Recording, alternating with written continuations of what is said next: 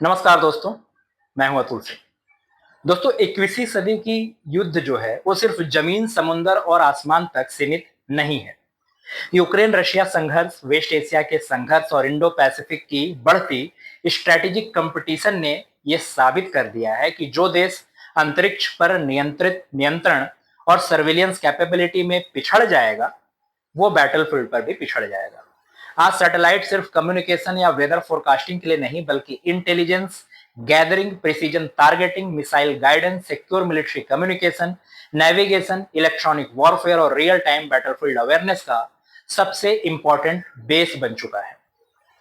इस बदलते security environment को देखते हुए भारत धीरे धीरे एक कंप्रिहेंसिव मिलिट्री स्पेस आर्किटेक्चर तैयार कर रहा है। भारत के मिलिट्री स्पेस प्रोग्राम की प्रेरणा 1999 की कारगिल वॉर से मिली। इस युद्ध ने स्पष्ट कर दिया था कि बिना इंडिजिनस सैटेलाइट सर्विलियंस के बैटलफील्ड अवेयरनेस सीमित रह जाती है। इसी अनुभव के बाद मिलिट्री स्पेस कैपेबिलिटी को सिस्टमैटिकली डेवलप करने का फैसला लिया गया। नरेश चंद्र टास्क फोर्स ने डेडिकेटेड एरोस्पेस कमांड की सिफारिश की थी, लेकिन भारत ने एक प्रैग्मेटिक और फेज्ड अप्रोच अपनाते हुए अलग कमांड बनाने के बजाय इंस्टीट्यूशंस को ग्रेजुअली स्ट्रेंथन करना उचित समझा। इसी विजन के तहत डिफेंस स्पेस एजेंसी के गठन नवंबर 2019 में इंटीग्रेटेड डिफेंस स्टाफ के अंतर्गत किया गया। आर्मी, नेवी और एयरफोर्स के ऑफिसर्स को एक ही फ्रेमवर्क में लाकर डीएसए को जॉइंट मिलिट्री स्पेस ऑपरेशंस का एक केंद्रीय संस्थान बना दिया गया। इसके साथ ही डिफेंस स्पेस रिसर्च एजेंसी की स्थापना की गई, जिसका उद्देश्य anti satellite technology, directed energy weapons, military satellites और एडवांस्ड स्पेस सिस्टम्स के इंडिजिनस डेवलपमेंट को बढ़ावा देना है। दिसंबर 2024 में भारत ने मिलिट्री स्पेस इकोसिस्टम को और अधिक इंस्टीट्यूशनल स्ट्रेंथ देने के लिए मिनिस्ट्री ऑफ डिफेंस, इसरो और डीआरडीओ के बीच एक ट्रांजिशन फ्रेमवर्क तैयार किया। इसका उद्देश्य मैन पावर बढ़ाना, ग्राउंड इंफ्रास्ट्रक्चर मजबूत करना, अधिक डेडिकेटेड सैटेलाइट्स तैनात करना और स्पेस डोमेन अवेयरनेस को ऑपरेशनल कैपेबिलिटी में बदलना है। ये इंडिकेट करता है कि भारत स्पेस को एक सपोर्टिंग डोमेन नहीं, बल्कि इंडिपेंडेंट वॉर फाइटिंग डोमेन के रूप में देखने लगा है। भारत की वर्तमान सैटेलाइट कैपेबिलिटी काफी डाइवर्सिफाइड है। मिलिट्री कम्युनिकेशंस के लिए GSAT-7 रुक्मिनी ने नेवी को सिक्योर वॉइस, डेटा और वीडियो कनेक्टिविटी प्रदान की है, जिससे इंडियन ओशियंस रीजन्स में तैनात वॉरशिप्स, सबमरीन्स और एयरक्राफ्ट लगभग 2000 किलोमीटर तक सिक्योरली कम्युनिकेट कर सकते हैं। इसके बाद GSAT-7A ने एयरफोर्स और आर्मी एविएशन के नेटवर्क सेंट्रिक ऑपरेशंस को मजबूत किया। GSAT-7R जैसे heavy communication satellites future military communications backbone को और अधिक रेजिलिएंट बनाएंगे। सर्विलेंस के क्षेत्र में रिसेट सीरीज भारत को ऑल वेदर इमेजिंग कैपेबिलिटी प्रदान करती है। रडार इमेजिंग सैटेलाइट्स बादलों, अंधेरे और एडवर्स वेदर के बावजूद इमेजरी कलेक्ट कर सकते हैं। इसी तरह Cartosat satellites high resolution optical imagery के माध्यम से बॉर्डर सर्विलियंस, इंफ्रास्ट्रक्चर मैपिंग और स्ट्रेटेजिक रिकॉनेसेंस में इंपॉर्टेंट योगदान देते हैं। भारत की सबसे ambitious surveillance initiative space based surveillance phase 3 यानी SBS-3 है। अक्टूबर 2024 में कैबिनेट कमेटी ऑन सिक्योरिटी ने करीब 26,968 करोड़ के इस प्रोग्राम को मंजूरी दी। इसके अंतर्गत 52 artificial intelligence enabled satellites deploy किए जाएंगे, जिनमें 21 सैटेलाइट इसरो और 31 सैटेलाइट प्राइवेट सेक्टर द्वारा डेवलप किए जा रहे हैं। ये कॉन्स्टिलेशन पाकिस्तान और चाइना के बॉर्डर के साथ साथ मैरीटाइम डोमेन में भी कंटिन्यूअस सर्विलियंस कैपेबिलिटी प्रदान करेगा। SBS-3 जो है उसका सबसे बड़ा स्ट्रेटेजिक एडवांटेज है इसका डिस्ट्रीब्यूटेड सैटेलाइट कॉन्स्टिलेशन मॉडल। कुछ बड़े सैटेलाइट पर निर्भर रहने के बजाय भारत कई छोटे और इंटरकनेक्टेड सैटेलाइट्स डिप्लॉय करेगा। इस आर्किटेक्चर में अगर एक या दो सैटेलाइट्स ऑपरेशनल न भी रहें, तब भी पूरा सर्विलियंस नेटवर्क फंक्शनल बना रहेगा। इससे रिजिलियंस, रिडंडेंसी और मिशन कंटिन्यूटी दोनों में वृद्धि होगी।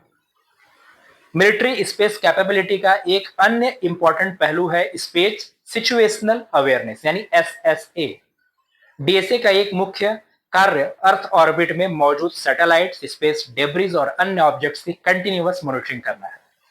यह सिस्टम किसी भी संभावित कॉलिजन, हॉस्टाइल सैटेलाइट मूवमेंट या एंटी सैटेलाइट एक्टिविटी का अर्ली वार्निंग प्रदान करता है।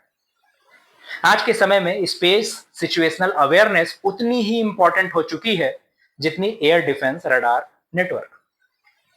अभी हाल के कुछ वॉर्स ने यह भी दिखाया है कि सिर्फ सैटेलाइट्स बनाना ही पर्याप्त नहीं है, उनकी सुरक्षा भी उतनी ही आवश्यक है।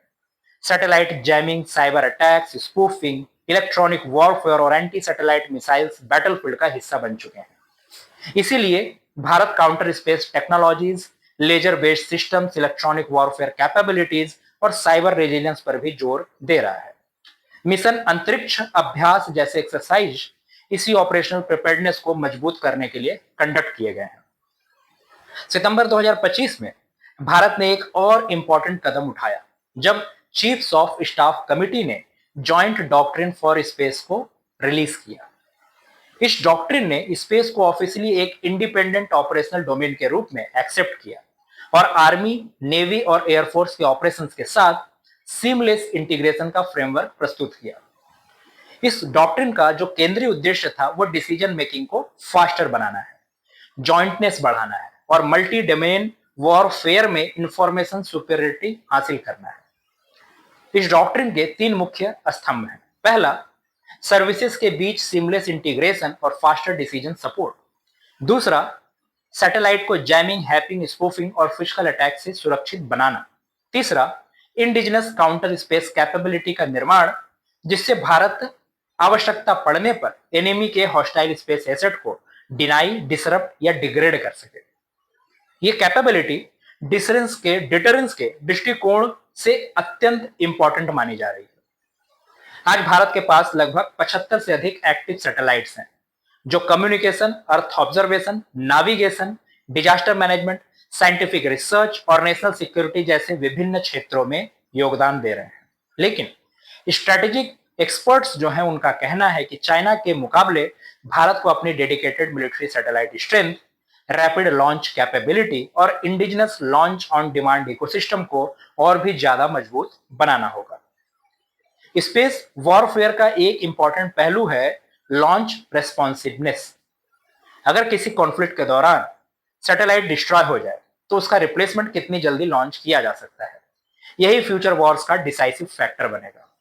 Bharat reusable launch systems, modular launch infrastructure और प्राइवेट सेक्टर पार्टिसिपेशन के माध्यम से इसी कैपेबिलिटी को डेवलप कर रहा है ताकि इमरजेंसी के समय नए सैटेलाइट्स को तुरंत डिप्लॉय किया जा सके। इस मिशन में प्राइवेट सेक्टर की भूमिका भी तेजी से बढ़ रही है।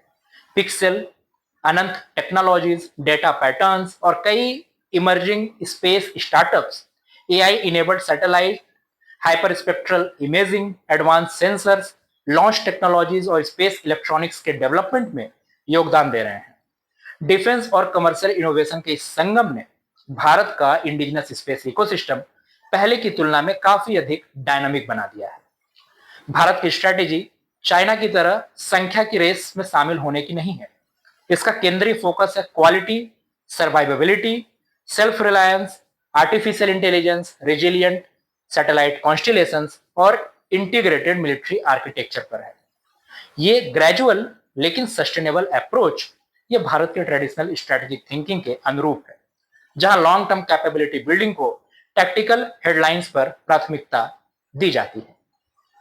आने वाले सालों में भारत को और अधिक dedicated military satellites, trend space warfare specialist, responsive launch capability, international technological partnerships और रोबस्ट काउंटर स्पेस डॉक्ट्रिन की आवश्यकता पड़ेगी। Space debris management, international space law और रेस्पॉन्सिबल मिलिट्री बिहेवियर जैसे मुद्दों पर भी भारत को लीडरशिप रोल निभाने का अवसर मिलेगा।